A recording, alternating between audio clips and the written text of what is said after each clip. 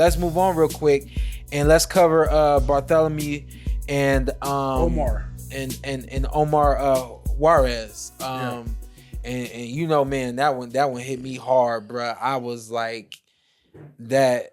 Yeah. So let's talk about the fight, because I did a tweet before the fight. Those who were watching saw the tweet. The tweet was, this is going to be, I said both guys are I said Juarez is explosive, and I said that Barthelemy, of course, is extremely smart. This is going to be a very tactical fight. Yes. And it was tactical. But what I saw in the first round, I said, man, it doesn't look like he's learned how to pick his punches and be explosive when he needs to be. Juarez? Yeah. And then work the jab when he needs to. And I mean, on cue, I tweeted that. And it's like in the corner, they read the tweet like Shawn said that, because he comes out in the second round and he's just a completely different person in the second round than he was in the first round. I believe I had him winning upwards to 8 of those rounds. I mean, I gave him at least 7. You gave him at least 7. Yeah. I had him lose the first round. Yeah.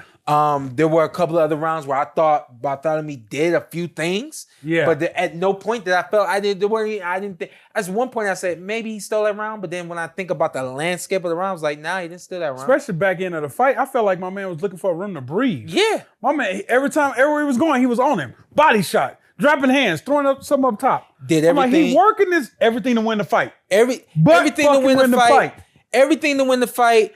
Fought with technically multiple styles, because he started to pick his moments where he wanted to be really aggressive, establish himself, hey, I'm winning this round, I'm winning this fight, put Barthelemy on the ropes, the whole 9, and it wasn't like it was exchanges. He was clearly winning the fucking rounds. Yeah.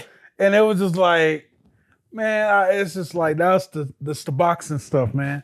It's so frustrating when we go to the judge's scorecard, and it's like this. What we got? 90. Okay, one judge had a draw. Yeah. Another judge had it 92-98. Yeah. Other judge had it 93-97. Yeah. Barthelemy. Yeah. Like how? Yeah. How? I guess I would have accepted the draw. Impossible. But I've still been upset. Even I thought that the draw was impossible. Yeah. I mean, I thought that there were clear-cut rounds being gone. Yeah. The fight with Kenny Sims, each round was back and forth. Yeah, that could have been a draw. That could have been a draw. Yeah. And if they had gone the other way, you're like looking at it like, well, he was giving back a lot of what he was taking. Yeah, that's you know what I mean. Yeah, I didn't see that out of this fight. No, you know what I mean. He was taking. I've been aware of Omar since I was doing FS1, and so I was at his debut. I believe, I could be wrong, but I believe I may or may not have commentated his debut. And so that's how far back we go. I've done fighter meetings with him, and I've shared, for the sake of words, wisdom with him. We've had great conversation the whole 9, right? And so that hit me, that loss like hit me kind of hard. Yeah. The fight that he lost, he legitimate loss.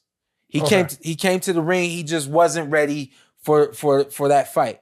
This fight right here is a loss on his record that should not be there. Yeah, and my man should get wherever he was trending towards. Yeah, trending towards. He needs to keep going. Come on, PBC, get it right. That's exactly what I told him. Just keep going. Yep.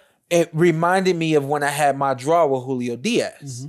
I just wasn't right that night. I was in the wrong space that night, and I got a draw. When he had his loss, he just was not in the right space. Just wasn't his night.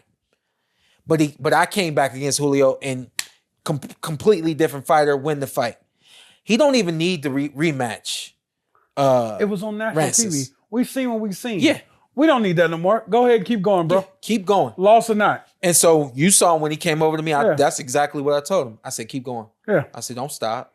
Don't let this stop your momentum. That's just on your record. Yeah, don't let this stop you from doing whatever it is you intend to do in this sport. This is their fault.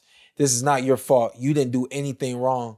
And he said, yeah, man, you know, I saw you and I saw you say this and I saw you say that. So I just tried to, and I'm like mind blown. Like, I didn't know that I was in the camp and you guys were like trying to. I heard him say that. He said, man, you told me to do this and I did it, Shawn. Yeah. And I'm just like, I took it from a Hall of Famer and I did what he said and I still get robbed. Yeah. I seen the frustration between him and his dad. Yeah. And the pain to get robbed like that. But it's just like, it's the BS of this sport and it's so frustrating.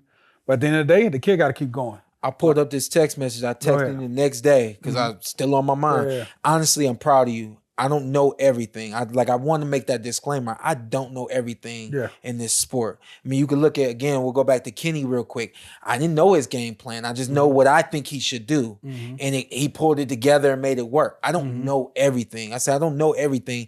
And it's not about fighting the way I think you should fight. I said, but the way I think, but I just thought you fought smart and so tactical, and I hate boxing for what happened to you. Yeah. And there needs to be a call to action. I'm also reminded of when I did FS1 and there was a bad decision on the show and some things that you guys don't see. We had earpieces in and my producer could hear me talking to Ray Flores. I said, hey, Ray, man, I didn't like that decision. I didn't agree with that. And we were in commercial. Producer comes in my ear and he says, Shawn, what'd you say? You didn't like that decision? I said, nah, I didn't agree. He said, you didn't agree with that? I said, no. He said, well, why didn't you say that? You got to say that. If you didn't agree with it, you got to say that. I said, well, here's what you don't realize. I got to fight tomorrow. I said, if these judges hear what I'm saying and the way I don't like how they're judging and things like that, it could come back to bite me in the butt. Yeah. He says, oh, yeah, I didn't think about that. You're right. But I'm retired. So I can say what I want. So I can say what I want. Yeah. And I'm really, really mad at boxing. And y'all don't know how this stuff goes. But y'all gonna find out eventually. I've left some breadcrumbs for you guys before. I've said some things for you guys before. You can go back and take a look at other episodes. And I've said this before. I'm working on some stuff. All right? And when it happens, don't be surprised. And yeah, when it happens, this kind of stuff is intolerable. It's unnecessary. It doesn't make sense.